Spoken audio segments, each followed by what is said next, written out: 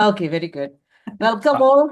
Good evening, and glad to, that thank you, Bharti, and welcome to our group. And actually, outside the group is here, Single Indians over 40, and us. One of our mission in this group is really support and to grow as people. And so, it's a resting place until we find our next partner or finding friends, and then at the same time deal with any issues that we need to just bring awareness. That's all. We are not here to solve everyone's problem, Yes. but Yes. this is a start, a seed that we put in people's mind. But Mm. it's the onus is on each individual to find the therapist they need to deal with the issues they have, each one. But really appreciate you giving us the time and for this informational session, introductory informational session. Uh, Actually, a very basic question.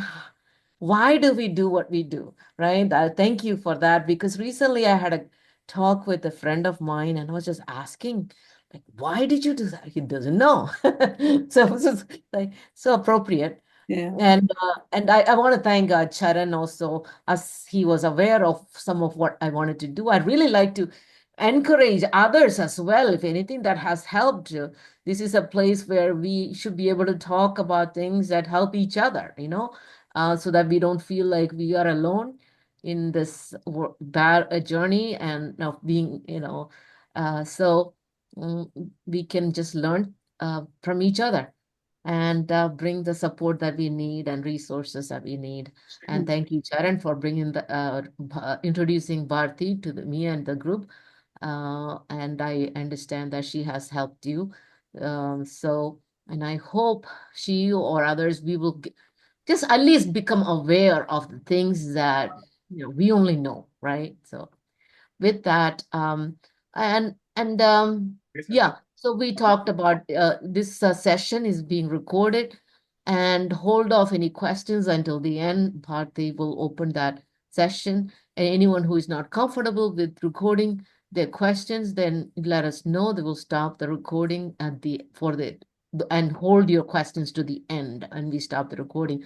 Otherwise, your questions might be helpful for others, you know.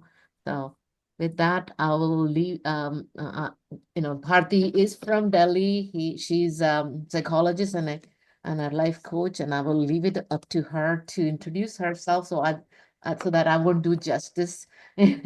So with that, thank you, and go ahead, Bharti. Sure. Thank you so much, Jyoti. Thank you, everybody, for joining in. This is good morning from my side. For your end, it's good evening. So I'm so happy and I'm so grateful that we are here together at this time.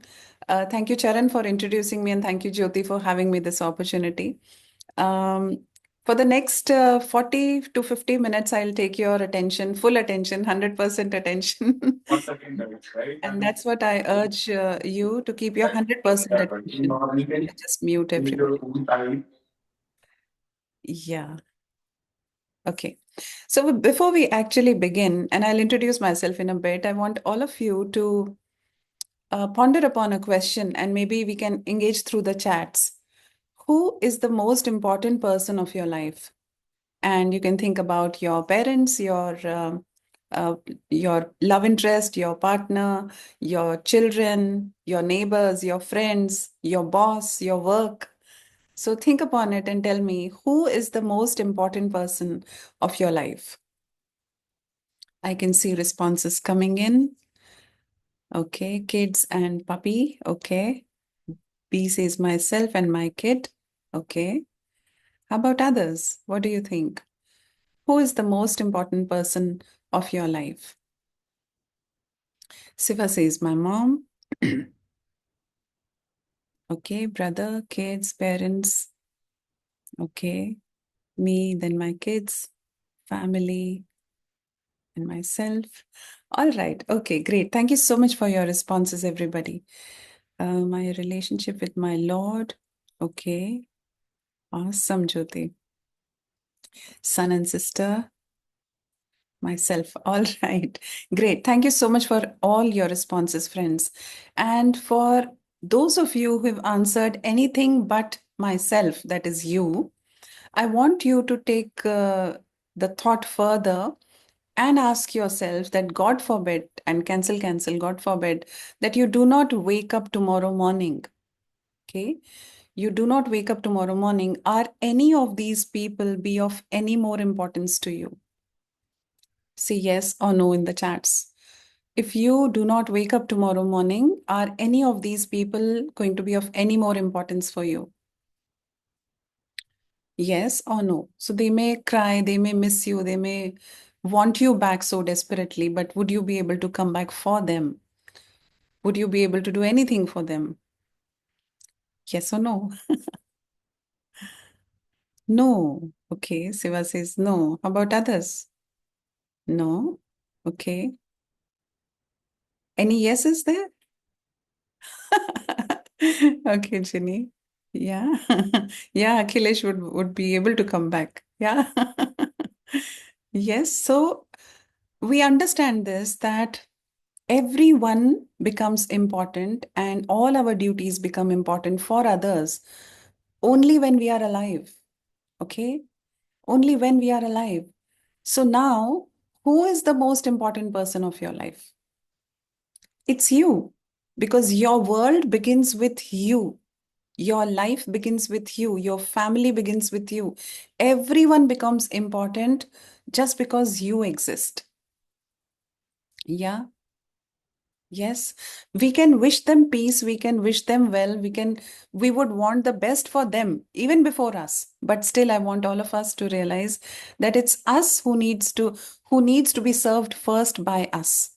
So only when my cup is full of love, I can pour out love. If my cup is full of complaints, all that will spill out is only complaints and grudges and sadness and hurt. We've heard this before. Hurt people, right? Yeah, absolutely. After a few days, they have to carry on with their lives. Okay. And so do we also do that, right? And that's how life flows. So it's really important for us to realize that we are important.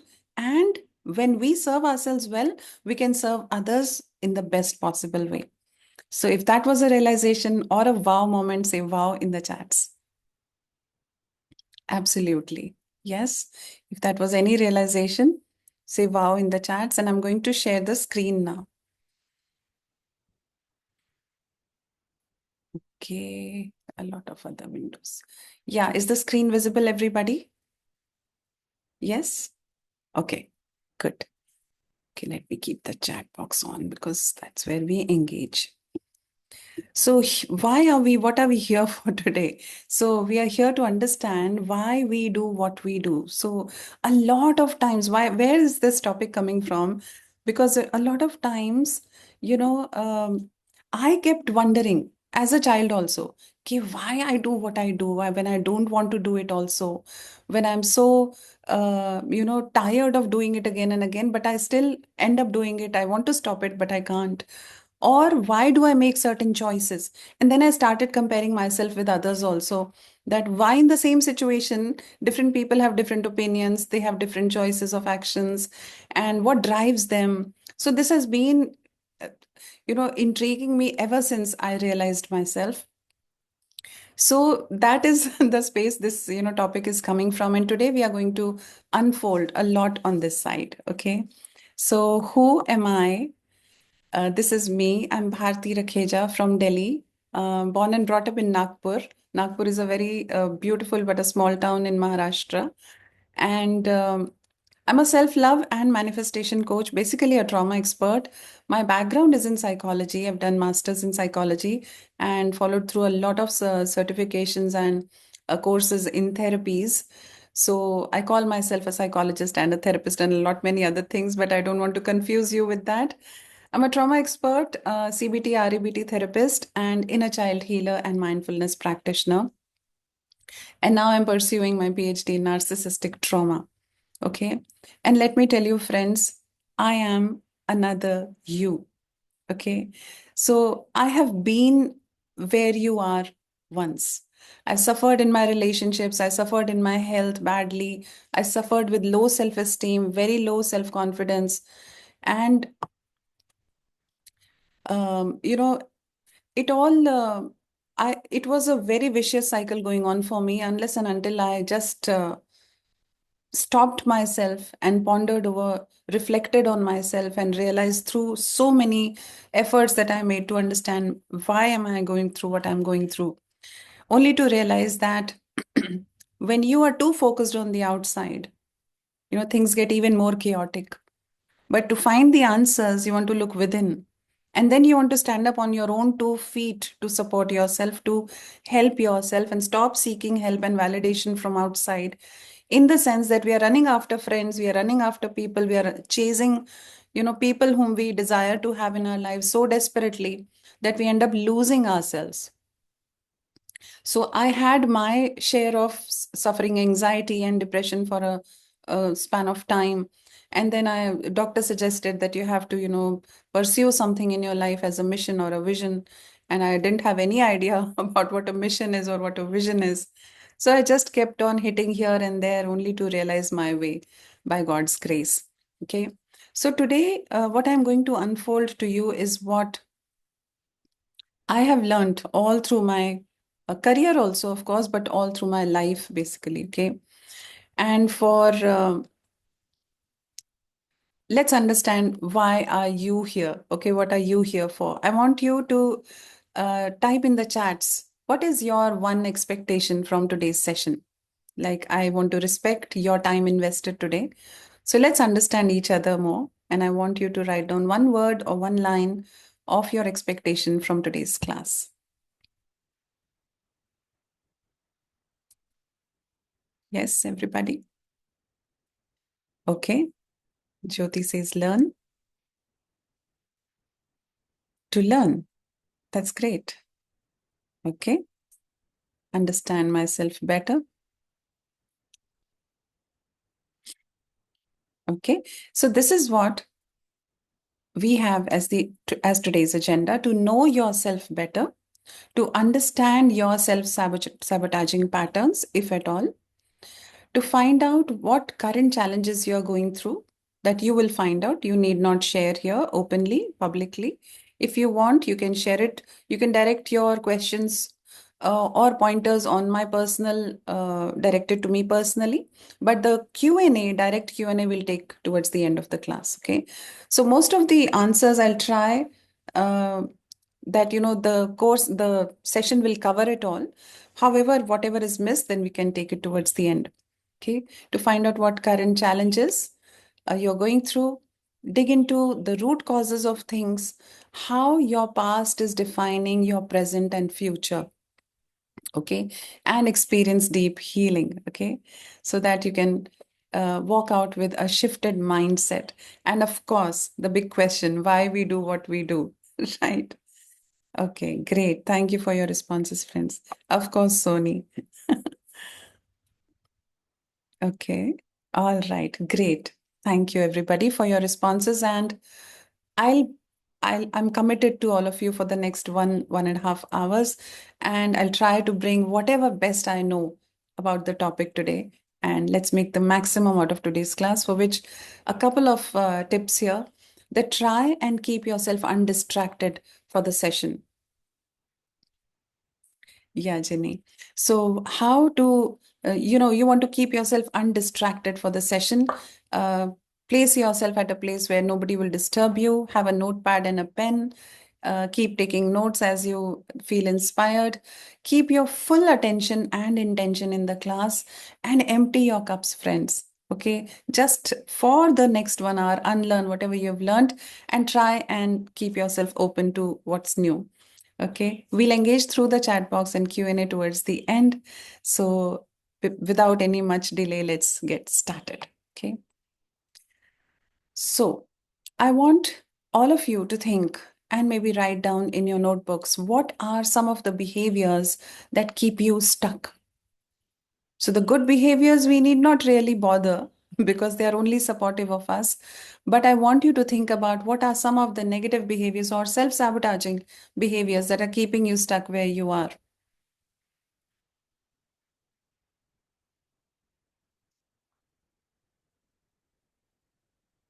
So could be your emotional reactions. It could be overthinking. Okay. if you're unable to say no when you need to, when you want to, if that's a behavior, if you have a habit of over explaining yourself, yeah, saying yes when you so want to say no, replaying the past stories, so common for so many of us, including me once upon a time. Indecisiveness, that you're back and forth, back and forth, back and forth, and not able to take a concrete decision for yourself. You're rushy and pushy, okay? You're pushing others and you're yourself in a rush of not, you don't know why, you're so rushy and so pushy.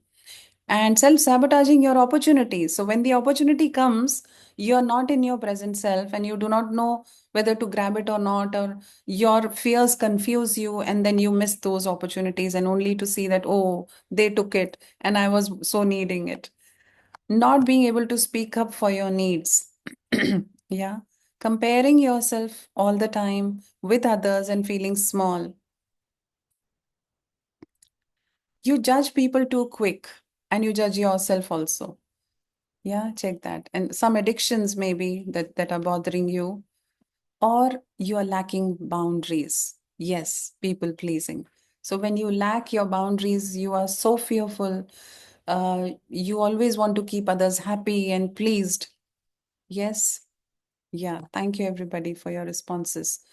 So so this reflection will help us become aware of where we are stuck. Okay.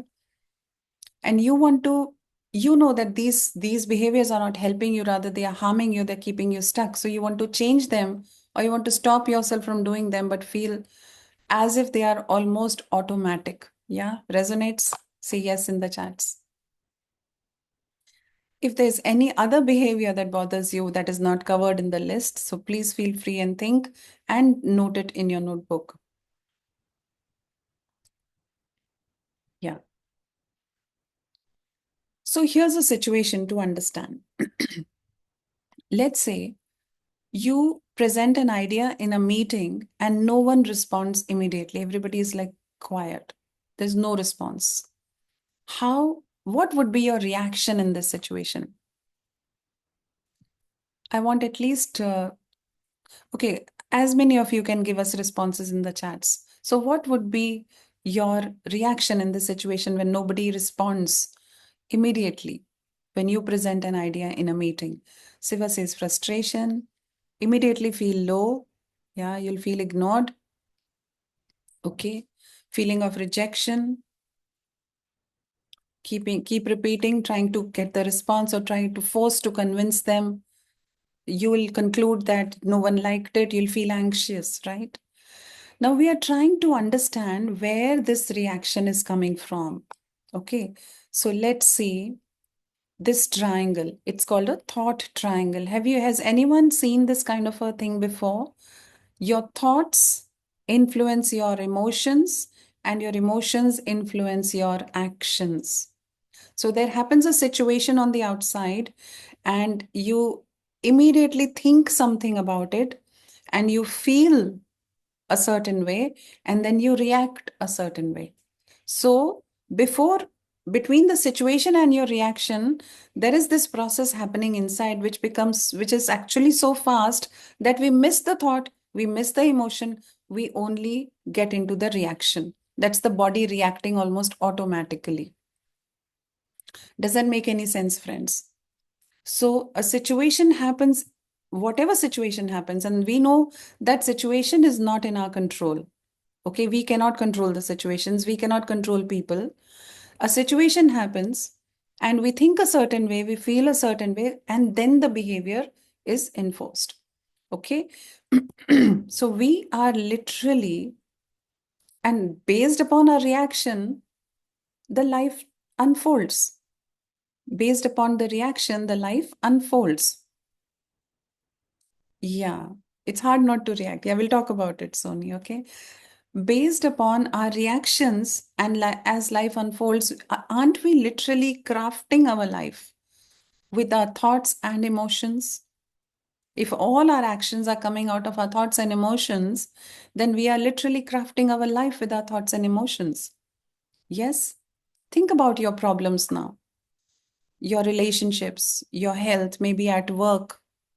If you are dissatisfied anywhere in your life, just see how are your actions and reactions to those situations. Yes? Does that make any sense? So, if we understand we are literally creating our life ourselves with our thoughts and emotions, how? Thoughts, electric energy. And Joe Dispenza explains it pretty well. Thoughts, electric energy, emotions, magnetic energy. Together, it creates an electromagnetic field around us. And that magnetically attracts the situations, the environment that we are in, everything that happens around us. Okay? So, we'll talk at length about this very soon in detail. Let's understand how your thoughts influence your destiny. Let's begin with the thoughts, okay? Before you joined this class, or whenever you were informed about this class, you thought about it that, okay, this sounds intriguing. Let me go and attend and see how it looks like. You thought about it, okay? And that thought influenced the feeling, okay? The feeling that, okay, this looks like, uh, you become curious. The feeling is curiosity. You become curious to know, okay? And that propels your action. You're sitting in the class now. Repeated actions, repeated actions make your habits. Repeated actions make your habits. Your habits, your character is nothing but a collection of your habits. Your character is the collection of your habits. And your character, your character influences you to make the choices that you do, and that designs your destiny. Yeah. Your character influences your choices, and that influences your destiny. Does that make sense, friends? MS in the chats if that makes sense. So now the big question is that where are the thoughts coming from? We just realized out of that situation that when you present an idea at a meeting, you will feel a certain way and you'll react a certain way. Would every single person in the room react exactly the same way to the same situation, friends? Will everybody in the room react to the same situation exactly the same way? No. Why? Because they think differently, they feel differently, and that's how they react differently. Which means thinking is a choice. If thinking is a choice, then reaction is also a choice. Does that make sense? If thinking is a choice, all of us are reacting differently because we are thinking differently, we are feeling differently, and that's why we are reacting differently, which means that reaction is a choice, thought is a choice, right? But how to choose those thoughts? Where are my thoughts coming from, Bharti? That's what we are going to talk about soon. It's important to figure out where your thoughts are coming from. uh, Everyone's perception is different. Yeah. So perception is understanding. Understanding, again, is coming from your thought process, right? How you perceive the situation has a lot to do about how you feel about yourself. And we'll talk about it, okay? So here, more or less, most people wouldn't like no reaction in the meeting. Yeah, but so Prem, that is a response that we are looking at. Reactions are very impulsive, and reactions are not always in favor of us and in favor of the situation. Absolutely. Yes, we are seeking validation. Yes, Vikas. And there are going to be a lot more realizations soon.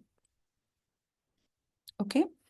So, to understand the thought process, let's talk about beliefs. Okay.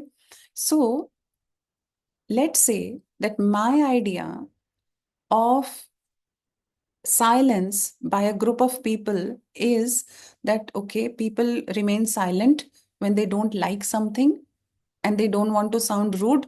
That's why they keep silent. And silence means a negative response. This is my idea.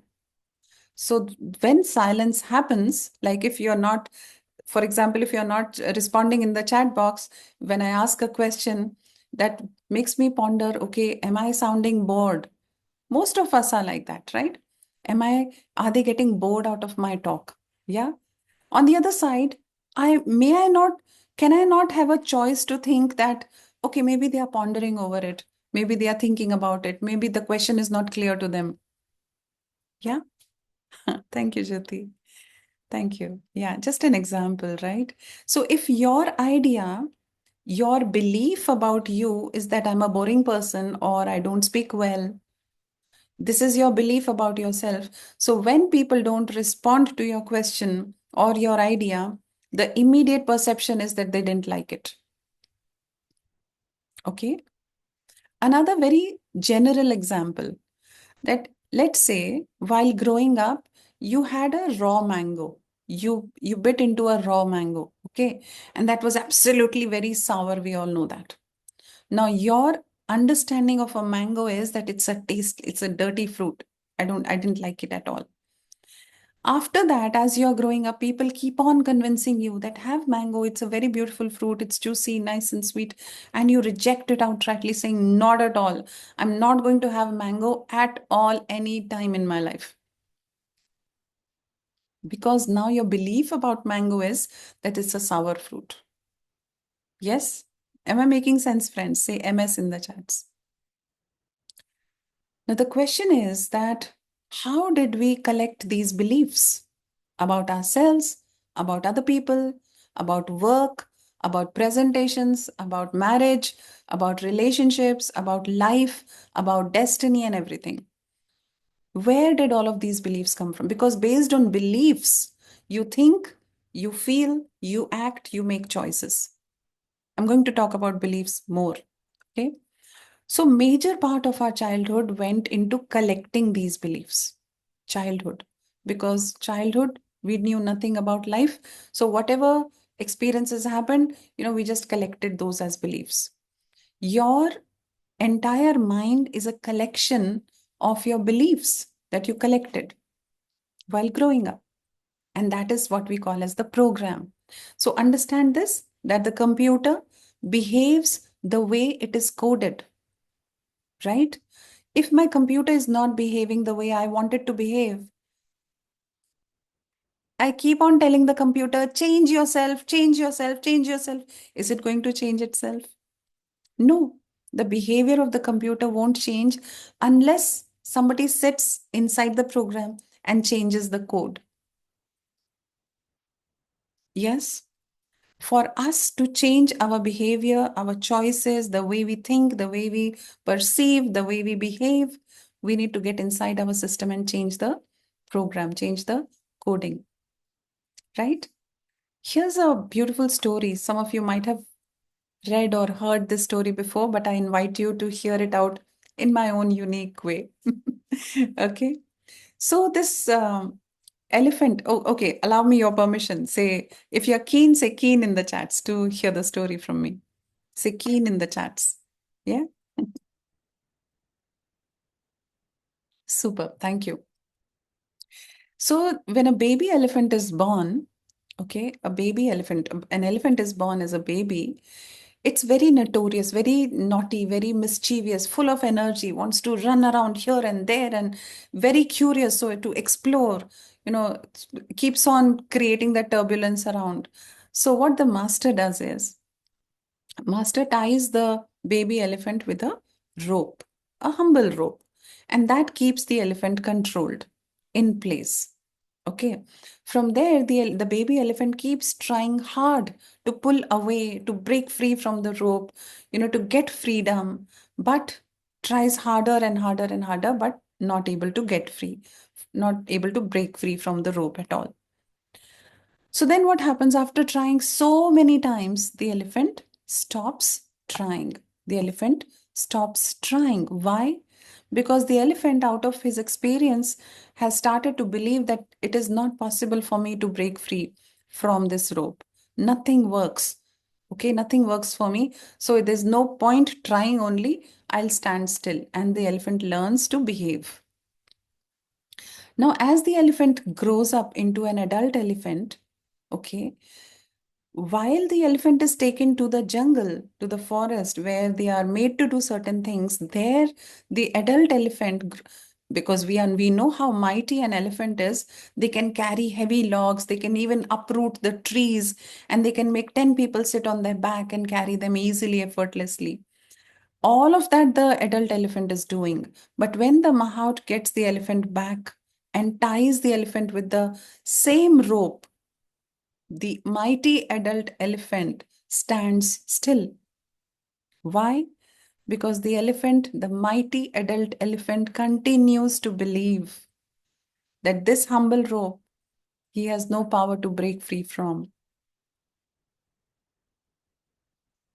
Does that touch anywhere, friends? The elephant's belief that he developed as a child continues as an adult. It's an obsolete belief. It's an outdated belief. But the elephant does not know how to break free from the belief so that he can break free from the rope. Tell me, what does the elephant need to do to be able to break free from the rope immediately? Thank you, Sunny. Tell me, what does the elephant need to do so that he can break free from the rope? Yeah, preconceived notion, that's old belief. Just try again. Thank you. Thank you, Seva. Just try one more time. Just try one more time. How many of us have stopped trying, thinking, and believing, mere bas ka nahi hai, I can't do this. It's like that only. It's a pattern for me. Yeah, fresh effort. Yes. Change the thinking. Yeah. To change the thinking, he needs to try one more time, right? Question its assumptions. Yes, absolutely. Yeah. Guilty. Why guilty? Are you feeling guilty, Sony? Please, friends, when we realize certain things, yes, there's a tendency for us to get into guilt, to get into hurt also sometimes. But no point. Why? Because from here, we are moving forward. Whatever happened in the past happened. It wasn't anybody's fault, neither yours nor anybody else's. Because everybody, there's one assumption I want you to take home today. If you have to assume this. Everybody is operating from their best places. In that moment in time, you only did what you knew was the best. As per your knowledge, awareness, and maturity, you just made the best possible option. So, no guilt and no hurt because all others were also doing the same with their limited awareness, limited knowledge, limited energy, limited level of understanding of life. They could only make those choices. We are all operating out of fears, friends. Does that reduce the guilt anywhere? Yeah. So the elephant needs to think one more time, try one more time in order to break free from the rope. Yeah. So that resonates. Now, that takes us to the understanding the mind. How many of us understand the mind and the brain to be one? The mind and the brain to be one. I was confused for such a long time myself. What is the mind and what is the brain? Are they both one? And most of us use these two terms interchangeably. Yeah. We think mind is here, brain is here, also here. Yeah. So let's do a quick understanding on this.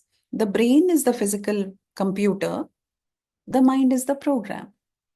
The brain is the physical part, and the mind is the programming, the coding. So let's divide the mind for the sake of understanding into two parts: the conscious mind and the subconscious or unconscious mind. Unconscious mind is the deepest core of mind. Okay, subconscious is like the layer beneath the conscious mind, just to understand. It's not two separate things, it's one thing only, but the realms are different. Okay, so the conscious mind is the mind that we are using right now. The way I speak, the way I sit, the way I present this session, the way you are listening, that part of your mind is your conscious mind. the willpower, the short-term memory, the immediate choices that you make with your conscious mind, okay, the logical thinking, the critical thinking, the analysis, the decision making, all of this is being operated out of the conscious mind. But the conscious mind is also being influenced by the subconscious mind, friends, without us knowing it. And what is the subconscious mind? All your beliefs, your emotions, your emotional experiences, your habits, your values, your um, all those memories, those emotionally charged moments you've saved inside your subconscious mind, your protective reactions or long term memory, your imagination, your creativity, your intuition, all of it belongs to your subconscious mind. People say, our ancient yogis have said that the subconscious mind is the Brahma mind, the Brahmand mind. The entire knowledge of the entire universe lies in your subconscious mind. And that is where the yogis tapped into through meditative practices to get us so much of knowledge that we've had all through the ages. Yeah. So it just didn't belong to them, it belongs to us also. The only thing is that we do not have access to it, we do not know how to tap into it. So, given this understanding, we are only operating out of the 10% mind. And because we have this idea that, okay, only the conscious mind is there, we put so much of stress on it to remember facts and to remember things and, to put things together and analyze and make a decision with the, keeping the pros and cons in place. And that creates so much of stress because we do not take the help from our subconscious mind. We do not release, we do not relax because the subconscious mind gets activated only during relaxation, friends. How many of us have worked or have an understanding of how the advertising industry works? I've just noted somewhere, that the advertising companies, they have their offices done in a very, very unique way. Their interiors are very different. They have game spots over there. They have meditation rooms over there. They have a lot of co-creational activities over there. Why? Because when the mind is relaxed, it gives you a lot of creative ideas. Yes. Yeah. So was that helpful or was that a wow moment for anyone?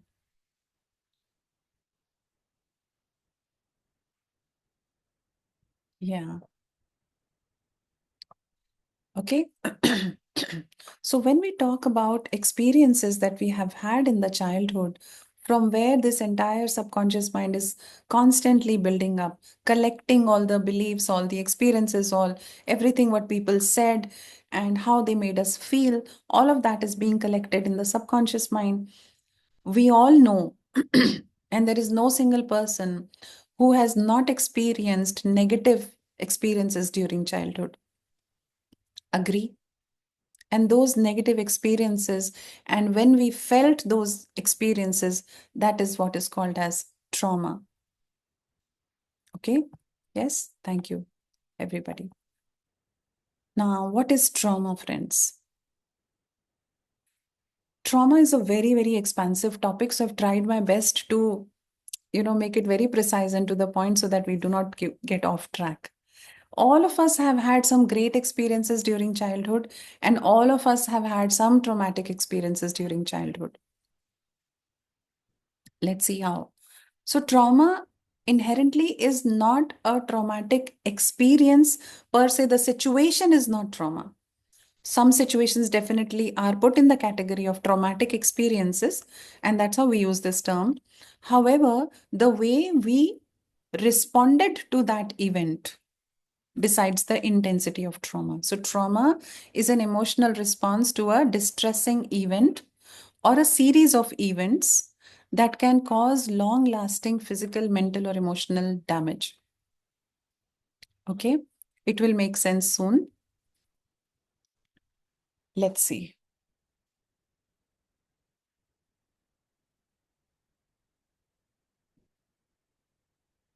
Sorry, guys, just one second. So, trauma is not the situation, trauma is our response to it. And that will explain to you why Let's say there are twins, identical twins born to the same set of parents at the same time in the same environment, brought up exactly the same way, still will have different personalities, different perceptions, different beliefs. Why? Because the way they felt in those experiences, the way they responded, their system responded to it, that's how they perceived it. That's how that registered in the coding and programming. Yes. So there will be differences in the personalities based on how your experience was in that moment. Let's say, where did it all come from? So we know that all of our beliefs, our programs, the way we perceive life, the kind of people, situations, money, job opportunities, even the ideas, every single thing about life, um, your childhood experiences are responsible for it. Okay. So now when we will slowly understand how did we collect all of this. Some of it is helpful, some of it is not. And if majority of it is not helpful, then we need to think about reprogramming, friends. We need to see how can we reprogram the things so that they become beneficial for us, favorable for us. How many of you can think some of the negative experiences from your childhood? Say me in the chats. They may not be majorly traumatic, but they may have been little difficult or they may have been little negatively impactful on you. Yes? Yeah. So, yeah, think about it, right? So, there can be nobody, even the princes and the princesses, they've had massively, great childhoods. But still, we all have a tendency to carry some trauma from our childhood. Yeah. How can I manifest my new life now? Now, before this, let's go deeper and understand where did it all happen? How did it all happen? So, for the next 3 to 4 slides, I want your 100% attention, friends, as if your life depends on it. Okay. Because now things are going to make sense to you absolutely clearly. So, this is how we are born. We all are born like this, absolutely clean slate. There is no memory, there is no program. We are just plain pure consciousness. Okay, that is how we are born. Very loveful. Consider any child now, any newborn child, six up to 6 months or 1 year of age. They are loveful, they're spontaneous, they are creative, confident. Okay, they are fully immersed in self love. They feel whole and complete all by themselves. They're least bothered if they have hair all over their body or if they have spots on the face or whatever it is, or the color of skin or their gender. They have nothing to do with any of these things. They simply know that I am the most important person of my life and for their lives as well. So in the moment of least discomfort, they would just cry and get the attention and get comforted. So now they know that I am the most important person, and if I cry, they'll come, they'll comfort me. So for them, they are not bothered. Where are you? Are you on phone? Or you attending some meeting or something? No. All they know is that I am important. You attend to me. And then what happens? Experiences begin to happen. And when experiences happen based on those experiences, we develop beliefs and concepts. Yeah, we start developing beliefs and concepts. And then fears develop. We were not fearful before, but now fears develop. Because let's say, for example, if I have seen my parents fighting with each other, my understanding about the source of love for me, I was seeking love and comfort from them. Now they are only fighting with each other. Oh, parents are not that loving. They fight also. Oh, life is not all that hunky dory. There are thorns. There are so many challenges. So life is difficult. And we start gathering these beliefs. And when things don't make sense to us, we say that, oh, I am the culprit. Maybe I'm not good enough. And things like that. So we are now gathering beliefs and concepts about us, about life, about other people, about money, about everything, friends. Okay, then we start believing that world is unsafe or I'm not lovable. We start people pleasing because now we know that we have to behave a certain way to get the love from people. even from our parents. So we have to keep them pleased. So I have to work hard, especially in India. We know that I have to study hard, I have to get good marks, only then I'll get the love of my parents. Or I have to be prim and proper so that they are pleased and they don't fight again. Right? Look at the pressure the child is now developing. And we start fitting in. And when we have to fit in for every single thing, we say life is tough. It's not easy. Money is hard to earn. We are made to believe this, that money is very hard to earn. Save money, value money, don't waste money, don't be so demanding. Okay, we have to keep money for the bad times. Why have we learned that bad times will come only? Huh. Yeah. But of course, whatever it is, it is. I am not good enough. So I remember when, just give an example here. I remember when I was in school, I was in class seventh or something, and I went to one of my friends' homes for lunch. Okay, at that time things were like easy. So we used to walk up to the friend's home for lunch. इसका बिल्कुल पास में घर था. So when we rang the bell, her mom opened and they greeted each other with so much of love and they spoke in English with each other. My parents, Hindi speaking guys, they're Punjabi speakers. So I belong to a Punjabi family. And immediately I went into self comparison that, oh my God, her parents speak in English with her also. And my parents don't even know English. So immediately I compared myself and I felt smaller than my friend. And I thought that I'm not good enough. It's about me only. So parents का तो fault हो ही नहीं सकता. Parents can never be at fault. So whatever is wrong is happening in my life, it's my fault only. And that crashes, your self-concept down. And you say, I'm not worthy enough, I'm not lovable, I'm not good enough. Your self-concept becomes absolutely distorted like this.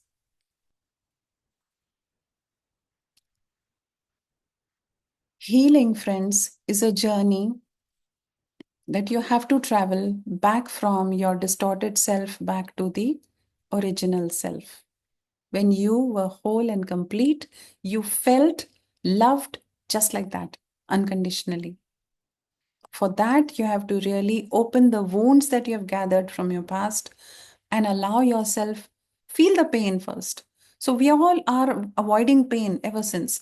We don't want to feel the pain. We don't want to look back. We don't want to see, what dirt is lying there or what all negative experiences we have had. We don't want to do that. We don't want to see that, okay, I failed in my class seventh once.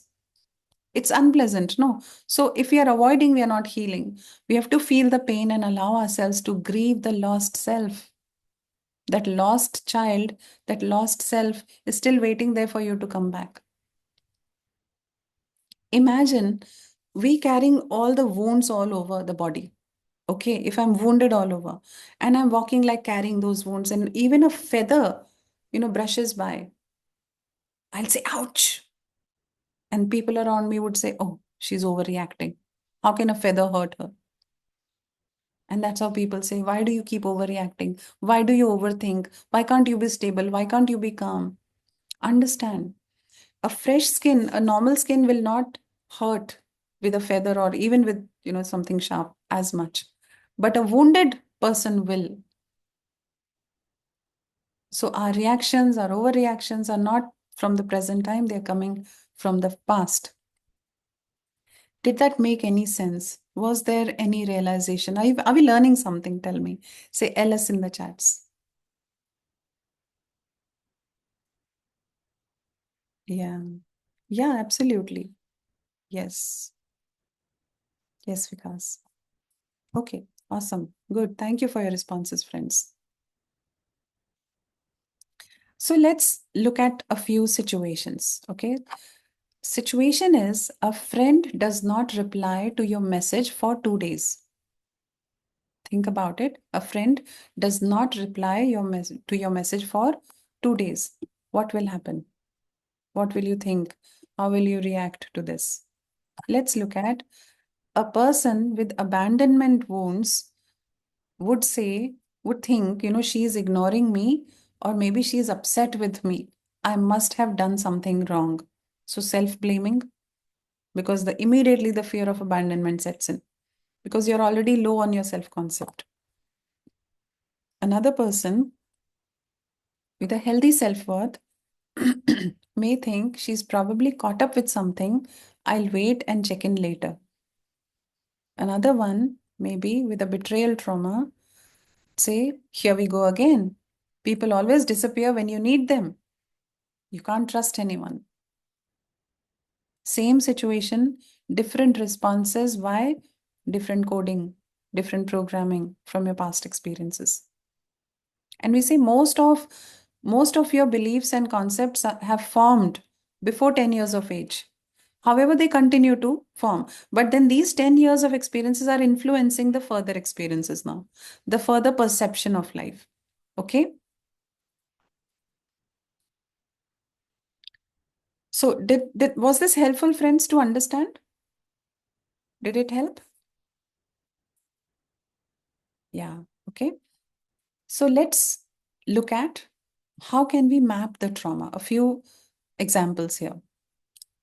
So if this is about struggles in relationships and emotional intimacy, you struggle with setting boundaries and often feel used or taken for granted. You fear being abandoned. Check it. Did you grow up in a home where saying no was not an option, or where you had to please others to be accepted? So when you are coming from experiences where boundaries were not allowed to for you to set, so the children were supposed to obey, you had no option, okay? You had to keep everyone happy around you by obeying them. By saying no was not, and you were scolded or you were beaten up for saying no.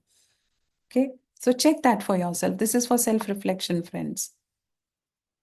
Then it's highly likely that you will struggle with setting boundaries even now. Your patterns that you picked up during childhood will show up here as well, because it's all coming from your subconscious mind. Okay, your programming is like that. So even if you, so many times, this happened with me also, that I so wanted to say no, but I ended up saying, smiling and saying, okay, yes, why not? Let's do it. You don't want to do it, but then you end up doing it. So most of the kids pick up smoking and drinking alcohol way too early, just out of this pressure, and they call it peer pressure, but the pressure is within. It's like they're pressurizing themselves to fit into this group of friends. They should not be standing out. They should look like them. Isn't it ironical that we want to look like them, but yet we want something unique? Whenever we are trying to get a dress, oh, this is so common, I don't want this. Yeah, it's ironical, right? It's a world of duality. You feel emotionally numb. You feel disconnected or afraid of intimacy. That's a freeze trauma, friends, coming from. Were you ever shamed for expressing your emotions or told to stop crying or be strong, be a man? Think about it. Those experiences were subtle. Maybe, they were not as traumatic on the face as it may. So we have an image about trauma, a typical image about trauma, that trauma has to be something very major. No, friends, trauma can be as simple as that you're consistently not allowed to express your emotions. You're not allowed to cry. Whenever you as a boy cried, you were told that, oh, kya ladkiyon ki tarah, why are you crying like a girl? So I'm not saying that these were trauma per se, but we have an understanding that trauma has to be big. Trauma can be as subtle as this also. And the response that we have right now out of it is a trauma response. So I see men who have a hard time crying. I remember one guy, the dear sister passed away, and he was holding himself so badly because he didn't want to cry. And I happened to be in that prayer meeting, and he's asking me quietly, Bharti, how do we control our emotions? Can you tell me how can I control my crying? I said, cry. You're not supposed to hold your emotions back. You're not supposed to control your emotions. You have to let them out. You have to cry. And then he phoned me up a week later that he had his full session of crying while sitting in the car and singing for his sister. And then he felt better. Yeah. So want to feel, we do not want to feel the emotions. That's why we go emotionally numb. And they say, no, I don't feel anything. Yeah. You attract toxic or emotionally unavailable partners. Let's see, where is it coming from? Think about it. Did you witness unhealthy relationship dynamics between your parents, such as emotional neglect or manipulation or power struggles? Or maybe you also witnessed toxicity between your parents, and then you had a basic understanding that okay, it's like this only, this is normal. So when you attract toxic partners, you stay in that toxicity, thinking and believing that this is normal. I know of so many people whom I'm helping through personal sessions. They one of the lady kept stuck in a toxic, abusive relationship for 42 years. And when I asked her what kept her stuck, she said, initially, Bharti, for 5, 6 years, it was like this is normal only. And people told me, her masis and chachis told that, हाँ ये तो होता है, it happens in marriages. Allow it some time, it will happen. It will be all right. 5, 6 years went by like that only, and rest of the years went in confusion because some days he was abusive and other days he was like crying and apologizing that no, I'm the bad guy. Please forgive me. I will never be like this at all. I'll work on myself. Let's go for therapy. He would keep saying that, but he would not do anything about it. And then also because he had a traveling job, so he would travel. He would be absent for long days. So 3 months he would be away on travel. So that gave this lady a breather, so it didn't pinch that much. As they say, you would not budge, even if it is pinching, because it's not pinching as much. It's not as painful. Does that make any sense, friends? Yeah. You constantly overthink situations and fear making mistakes. You constantly are in that vigil mode, overthinking situations. If this happens, I'll do this. If that happens, I'll do that. If that happens, that keeps you stuck in that constant fear, constant hyper analysis, as they call analysis paralysis. And because you're fearing mistakes, why? Because you're not allowing yourself to make mistakes. Why? Because probably as a child you were over criticized compared to others, or forced to be perfect. Mistakes were not allowed, and you're repeating the pattern now. The way your caregiver scolded you, you are now scolding yourself the same way. The way they labeled you or called you names, now you're calling yourself the same names. Friends, does that resonate anywhere? You feel anxious when things are uncertain or out of your control. You feel anxious because you grew up in an unstable home environment where you never knew what to expect. It was highly volatile. You did not know what is going to happen in the next moment. So it was all uncertain, and that's why you feel anxious. Your body registered, that experience. You struggle with confidence and feel like you're never good enough. Your self-worth is low. Did your caregivers make you feel that love had to be earned through achievements? Achievements as in performances in school, performances in the party, or maybe the way you obeyed them or disobeyed them. You had to behave a certain way to earn, their love for you. So, friends, these were a few examples only, okay? And they were not rigid examples. They are just for the sake of understanding, I made them like that. But life is, a lot more fluid. Okay, so we cannot say that, although there is a structure to understand that, okay, this is my behavior because of this, what I experienced in childhood as a child. And sometimes it's not that visible also. But were there some realizations? Say yes in the chats. Were there some realizations? Is something, out of your life making sense to you now better? Yeah. So I'm keen to know, what is your biggest takeaway so far, friends? Think about it. What were your biggest, or okay, let me just know this much. Was your time well invested so far? We still have more to do, okay? But tell me, are we going are we going as per your expectations? Are we going beyond, or are we still not able to match up? Yeah, you're learning something. All good. Yeah. Ha. It doesn't have to be something really big. Yeah. Thanks, Siva. Awesome. Thank you, Vikas. Yeah. So, what can I do now, Bharti? Okay, I had my realizations. I know why am I stuck, where am I stuck to some degree. Now what? Simple. We need to heal the trauma. We need to change the belief system and we need to shift the mindset. All of this is possible, friends. You cannot go back into the past and change things from there. You cannot keep waiting for those people to come and apologize to you and treat you a certain way so that you feel better. If you're doing that, if you're waiting for them, congratulations, keep waiting for your entire life. Nobody is coming to apologize. Even if they realize, they would die in regret, but they would not probably come to you and apologize. Why? Because we are constructed that way.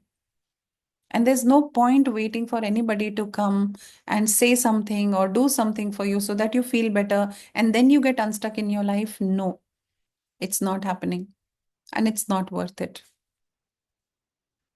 What is worthy is, how can I heal myself without anybody's involvement?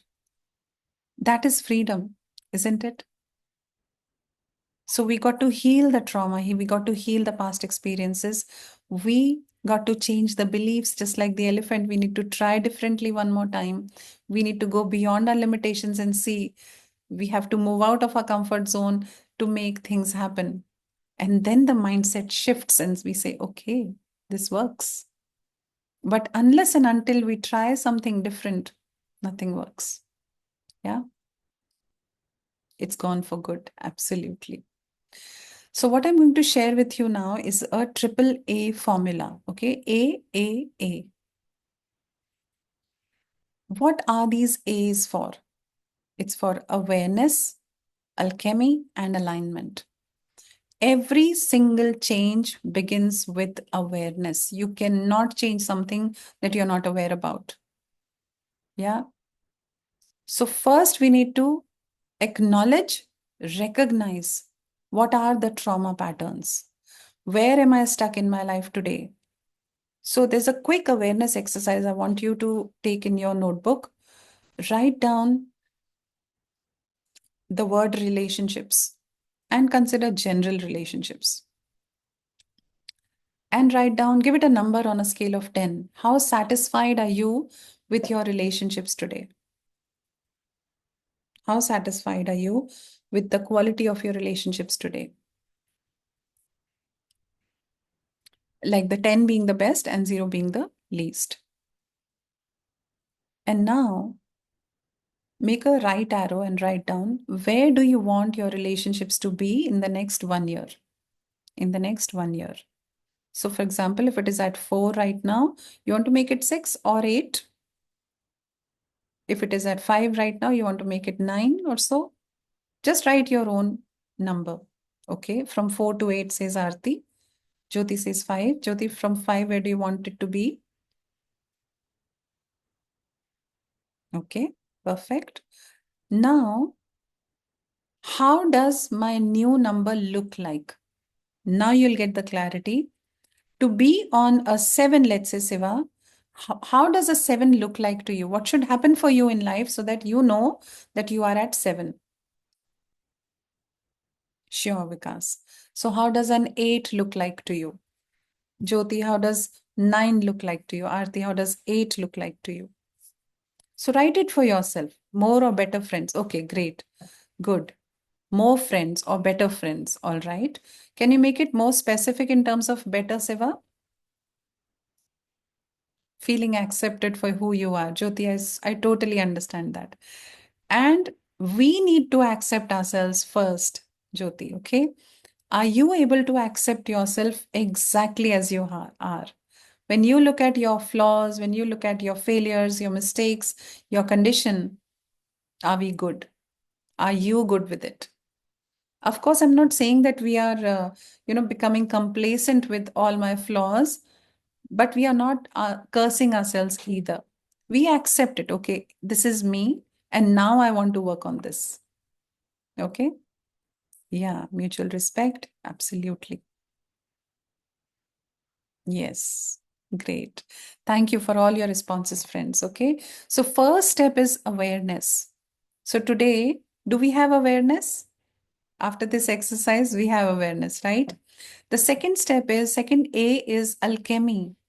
We got to heal because whatever is connected with this particular situation today, where am I stuck? Where is it coming from? We understand the root cause of it and then we heal the root cause. We got to heal and transform from there. Yes, heal and transform at your subconscious and emotional level. We got to release those stuck emotions from the past. We got to allow ourselves to feel it, to heal it, friends. How many times has it so happened during our childhood? And I'm sharing my own episode with you. Once that happened as a child, that we were at my nani's place, Punjab, my grandma's place, and there me and my cousin just went out for having something, pani puri, golgappa, or something. So when we were going there, I just I remember I wrapped my muffler in a different way. Okay, so I just wanted to be a little stylish or something. So I wrapped it in a different way, and both of us went out. Okay. And when we came back, my mom was already pissed off with something else. It wasn't me, okay? She was pissed off with something else. But the moment she saw me wearing that muffler in a stylish way, she blurted out on me. And she snapped at me so badly. She was mad at me. And I, as a child, was kept wondering, I was an adolescent then. I kept wondering what's wrong. I wanted to cry. A tear rolled down my cheek, and she scolded me. She shouted at me even more. What is the need of crying here? Why do you have to cry all the time? Stop it. And I remember I swallowed a large lump of an emotion there. I kept quiet. My tears dried up, and that emotion got stuck there. Only when I started healing myself, and you remember when I got hit by anxiety in one part of my life, that was my time. That was a chance for me to heal from every single emotion experience from childhood. So I sat myself down then when I was in my 20s. I sat down and I remembered that and I released that trauma. Yeah. So you got to feel it to heal it. That's healing. Alchemy is healing. You got to, if you, of course, I could not heal myself all alone. I had my share of my mentors and my guides who helped me. You need hand holding because when you're walking through your fear zone, if somebody is with you, holding you tight, it helps. Yeah. Yes. Okay. Thank you. Thank you, friends. Being mentally liberated by accepting that I have the freedom. Of course. Yes, Vikas. Absolutely. Is there any child, any person you know who learned to walk without falling? As simple as that. When you as a child fell down, how many times did you fall down? 100, 200, 500 times. Did that little child ever decide for herself that, oh, I have fallen so many times, I will never be able to walk. What's the point trying? Never. Every time the child fell down, in that moment, felt the pain, cried, released it, got up again, started walking again, started trying again.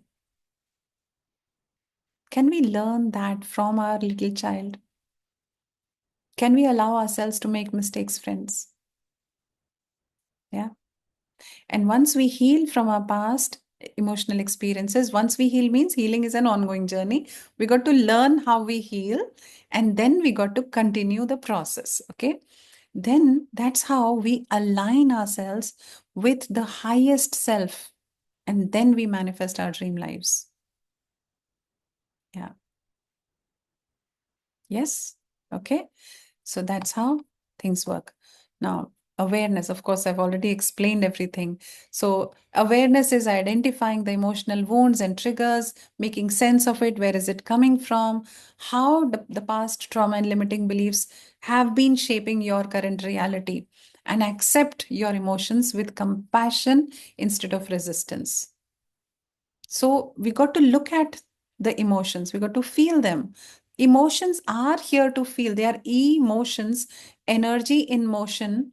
Anything that is energy, anything that is motion needs space to move through. And we, in my example, when I swallowed that emotion of hurt, I swallowed it. It gets stuck there in my body. The body holds the emotions, and chronically stored emotions will spurt out or come out in form of some disease or other. And this is now very well proved.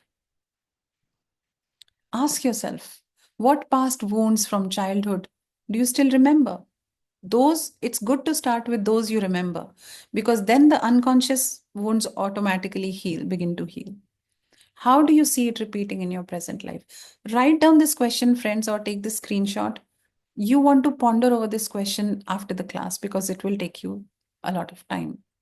Okay, you want to write down your triggers, your present triggers, and then connect them to your past, or you want to remember the past and then see how it relates to your present life. Okay, alchemy. Heal and transform. Release the trauma stored in your nervous system.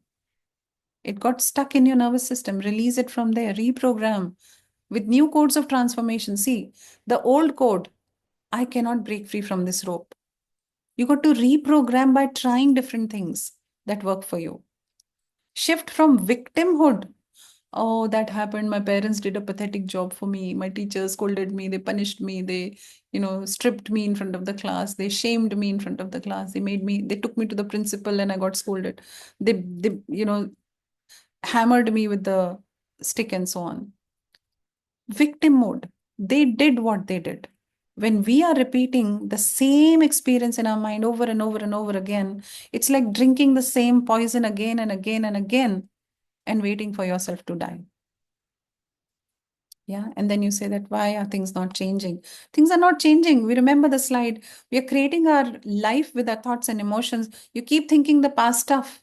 You keep repeating the same feelings and you keep creating the same situations in your life. Simple, right? We understand. Are you willing to heal from your past wounds and rescript your life? If it has to be a yes from you. If your mind is telling you, oh, how is it even possible? I'm this much old now. It's been such an old record that I've repeated million times before. How will it change now? You have willingness or desire is your job. How is not your job? How is the expert's job? So you when you realize that you have a dental issue, do you get into the details of how the tooth was found, where is the root canal, and where is the root and how does it work, how do we go through the surgery? Is it your job to learn it and do it for yourself? No, you leave it to the dentist, you leave it to the experts, to the surgeon. They will do the needful job. All you have to do is be willing to heal, be willing to go to the expert, be willing to come out of your cocoon and shell and whatever your comfort zone is, even if it is a hurtful zone you created as a comfort zone.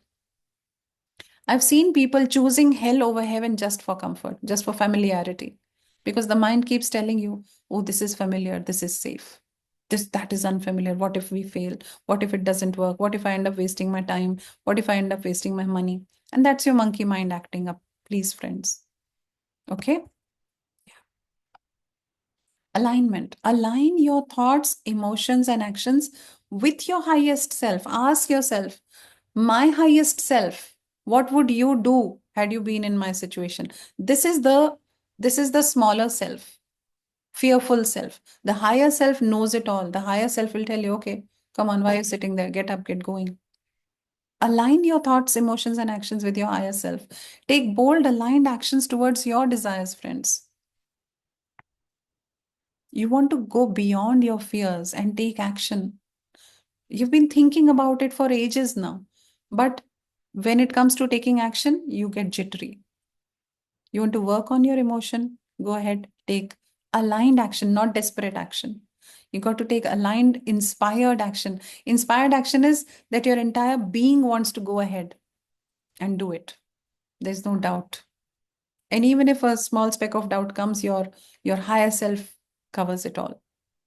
Trust that your manifestations are unfolding. Somebody, I heard somebody uh, telling me this, and it really stuck in my mind that the moment you get a desire, that very moment, your manifestation has happened in the parallel world. You just have to draw it in your vortex. Yeah.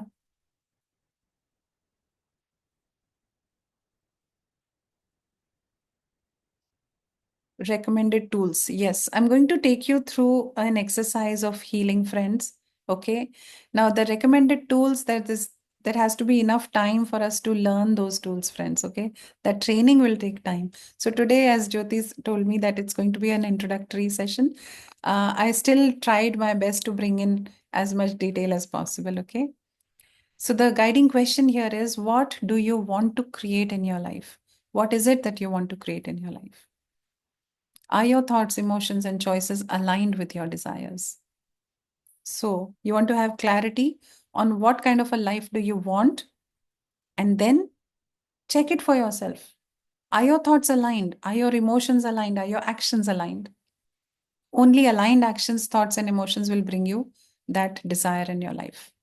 If your desire is to have, let's say, a beautiful, loveful, respectable partner, okay, and your thoughts are like, oh, I'm already 50, how will this happen?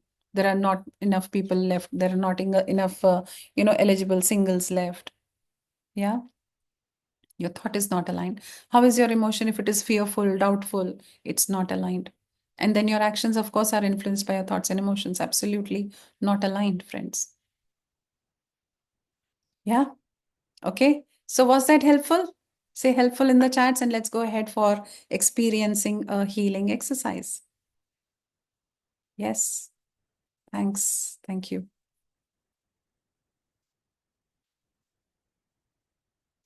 All right, great.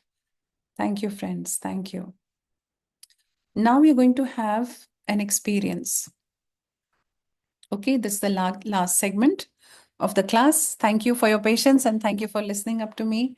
I want all of you to drop down every single thing that you have in your hands, all your pens and notebooks and everything. Sip a little water, okay? And I want you to immerse into this experience fully with me. So keep tissues and keep a glass of water around. Okay, keep tissues around and allow yourself to be fully immersed in the process, to allow yourself to feel whatever emotions come up. Just know that I'm holding your hand and you are safe here. We are all in a safe environment. So just breathe and just feel whatever you're feeling. Okay, keep yourself relaxed and undistracted, of course. That's important. Okay, are we ready, friends? Okay, chalo. Let's get started now. Sit straight, spine erect. Sit straight, spine erect. Fix your gaze at a single point in front of you and gently close your eyes. And breathe.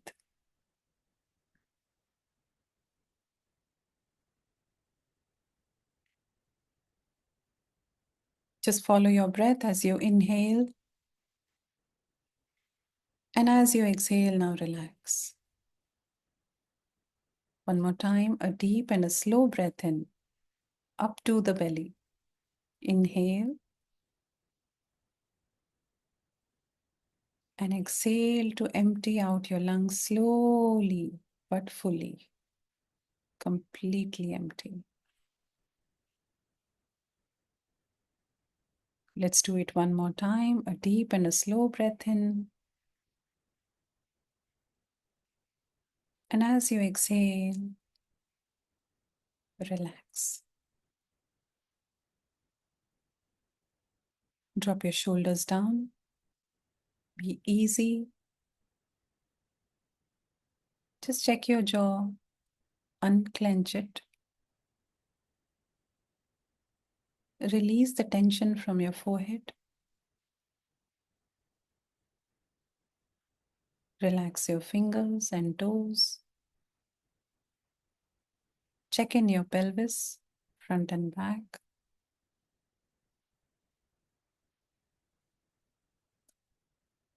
Keep watching your breath. And in this relaxed state, I want you to imagine walking barefoot in a garden on soft grass bed. This beautiful lawn, colorful surroundings. As you're walking barefoot on the grass, feel it under your feet.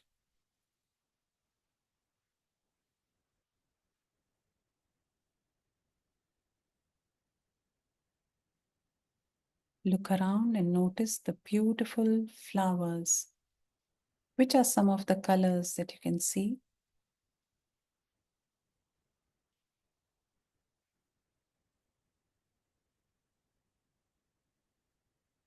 Can you hear a few birds chirping around?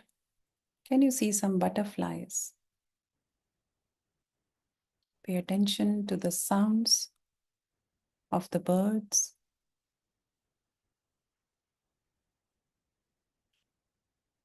And as you walk through the garden towards the other side, you notice there's an entrance going into the basement. You become curious and start walking down the stairs. You land into a place that's dimly lit, and there are a lot of rooms, the doors of which are closed. You keep walking through the corridor, noticing that all the doors are closed, and you suddenly see one of the doors is little open. Just push through the door, open it wide, and enter the room. And you are surprised pleasantly to see this room looks familiar. It's your childhood room. Look around and notice what all things do you see? Are there some toys, dolls, cars, your study, your books strewn all over? Or what specific things do you notice? And you also notice a little child sitting somewhere in the room. Just check. You come closer to the child and notice this is you. Just see how old are you? What kind of dress are you wearing and what are you doing?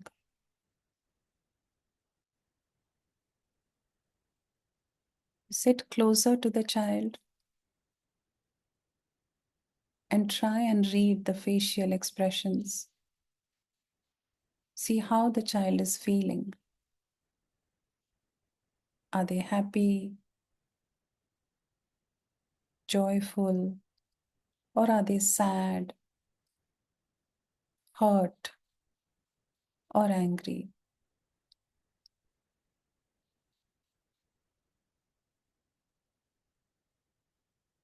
Go ahead and introduce yourself. Hi, my dear. I am your future version and I'm here for you. The child looks startled and then becomes slightly open to listen to you. Go ahead and comfort the child. Yes, I know, my dear. I know what you're going through. I totally understand you.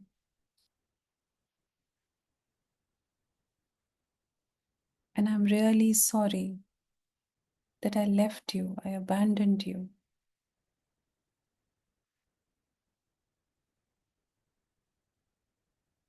Just be around the child for some time.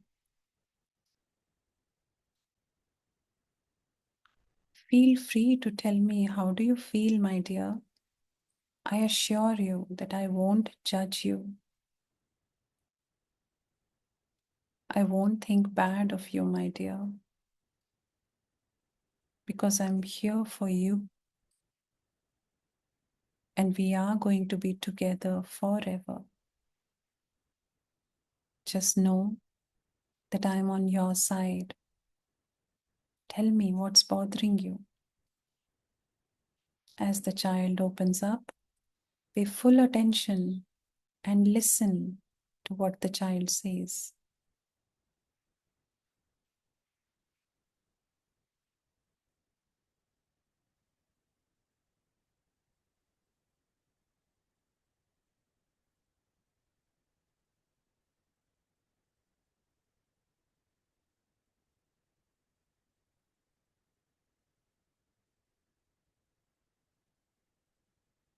Keep giving your nods and nudges to let the child know you're listening, and you're listening unconditionally, non judgmentally.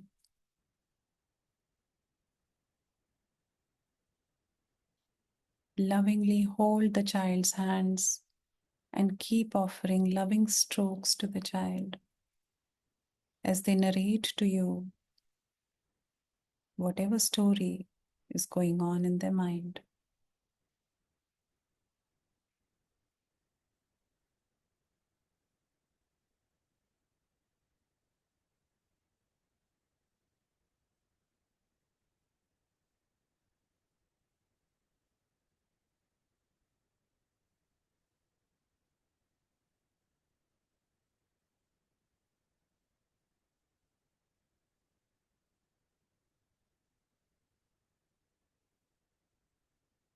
Allow the child to feel what the child is feeling. And if tears are rolling out, allow them to cry.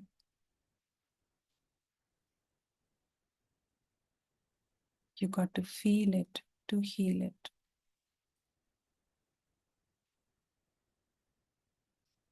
Get the child closer to you. Throw your arms around and embrace them lovingly. Share your warmth with this little child. Allow them to feel loved, feel seen, and feel heard.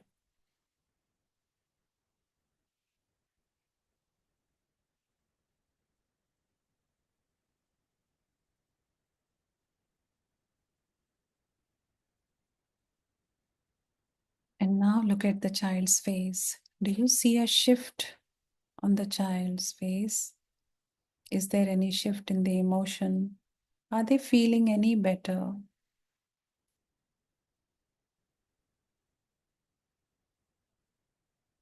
Comfort them by giving them loving strokes, holding them in your arms, rock them front and back or side to side, allowing them the comfort and the love they've been waiting for.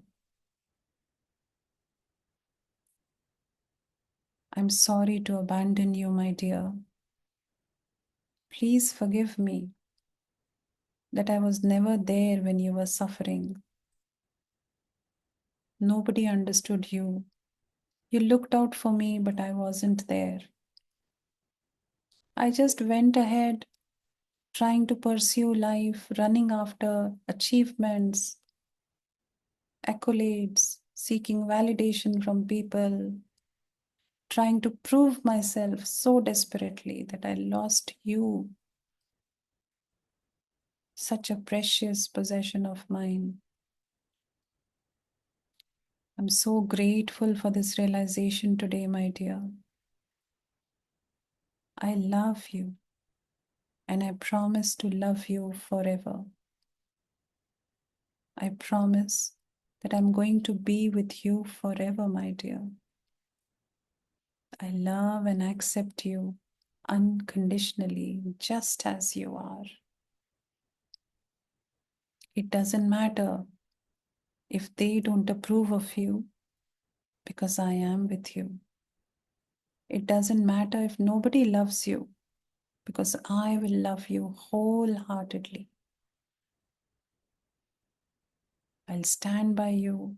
I'll stand for you, even if there's nobody around. And you know what? We learn good stuff together. We learn how to live life together. and not just live, but enjoy life together.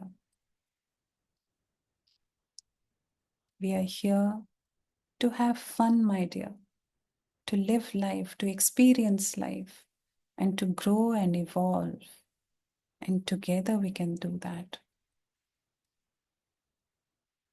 Now see the little child smiling back at you, feeling so happy, cheerful. Invite the child to lean into your heart, giving them a tight embrace. See the little child merging inside your heart, finding its safe space where they feel comforted, loved, cared for, and safe. Feel your heart filling up with love and joy, knowing that you are now back to your inner child, back to your authentic self, where both of you can be with each other, guide each other, support each other, and love each other. Feel the freedom, feel the relief in each cell of your body, and allow emissions of gratitude to come out of you, go all out into the universe, only to multiply and come back in life in the form of abundance and prosperity.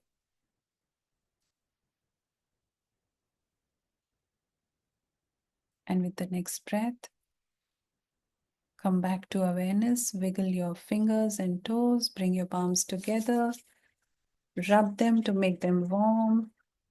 Feel the energy on your eyes, on your face. Open your eyes and smile.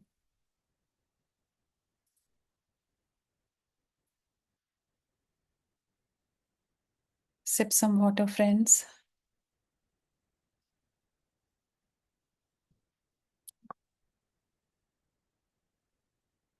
and tell me, share your experience in the chats in one word.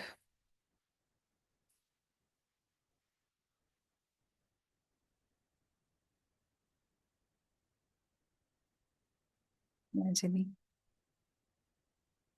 I'm so glad.